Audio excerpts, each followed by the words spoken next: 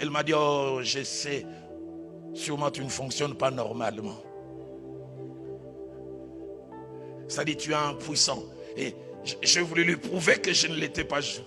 J'ai dit, je fonctionne normalement, mais durant 2 semaines, elle m'a fait la réputation dans les quartiers. Mais 3 mois après, elle est décédée. Et de quoi? Elle était séropositive. Souvent, je me suis posé la question, qu'est-ce qui m'a arrêté ces jours-là? 1 Samuel 13, 8 à 14.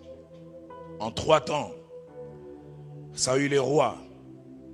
Et il était de coutume, avant qu'Israël n'aille combattre, les prophètes devaient venir et prier en offrant. Les Philistins attaquent le pays. Et Saül envoie un message. Nous avons besoin de cette prière. 1 jour, 2 jours, 7 jours. Il n'y avait pas de téléphone comme aujourd'hui. Il avait dit, les Philistins commençaient à faire pression et le peuple commençait à vouloir se disperser. Celui qui avait déjà attendu 7 jours, il exerce son libre arbitre. Il avait le choix, attendre encore ou agir. Il ne pouvait pas faire. Il dit, amenez-moi l'holocauste. Ce n'est pas sa responsabilité. Il choisit de désobéir.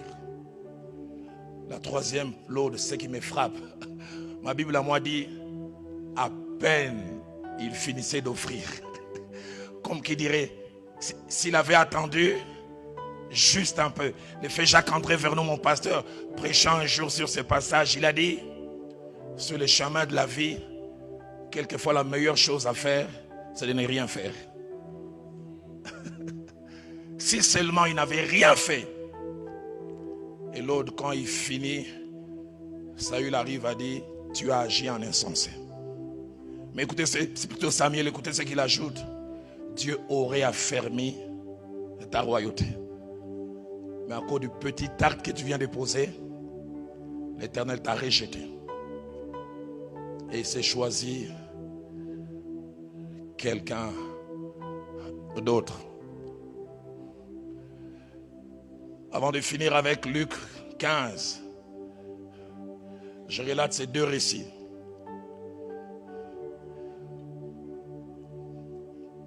J'ai accepté Christ comme Seigneur et Sauveur le 5 novembre 85 à 9h.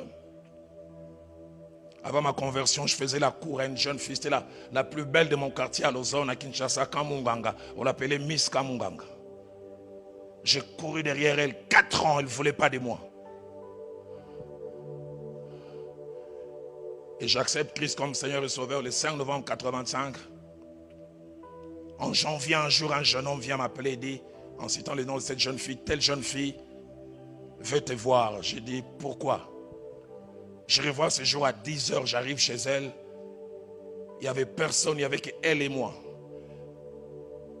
Elle portait un habit où les 3 quarts de la poitrine étaient dehors. Je ne comprenais pas. Ce n'est que quelques minutes après que j'ai compris, tout cela était un appart. Elle dit, Roland, est-ce que tu t'intéresses toujours à moi? J'ai dit, je viens d'accepter Christ. Il dit, depuis 3 jours, je suis en train de penser finalement de te dire oui. Et aujourd'hui, il n'y a personne. Si tu veux qu'on aille ensemble, on peut y aller. Elle s'est déshabillée. Moïse, jolie fille. Plusieurs versets ont commencé à monter dans ma tête. Cette fois, le juste tombe, cette fois, il se relève. Et elle s'est déshabillée complètement, en commençant par les dessus. Et vous savez, nous les hommes, ça passe par la vue. Et tout mon corps est un.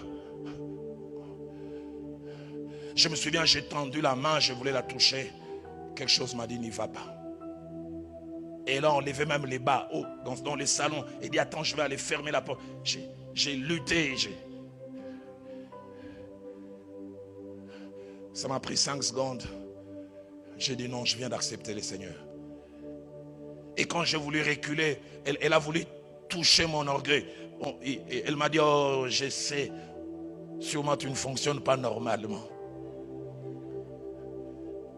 Ça dit, tu es un puissant. Et j'ai voulu lui prouver que je ne l'étais pas.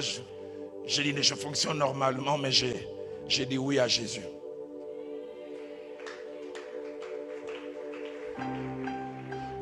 L'autre, j'ai quitté cet endroit durant 2 semaines. Elle m'a fait la réputation dans les quartiers. Mais 3 mois après, elle est décédée. Et de quoi? Elle était séropositive.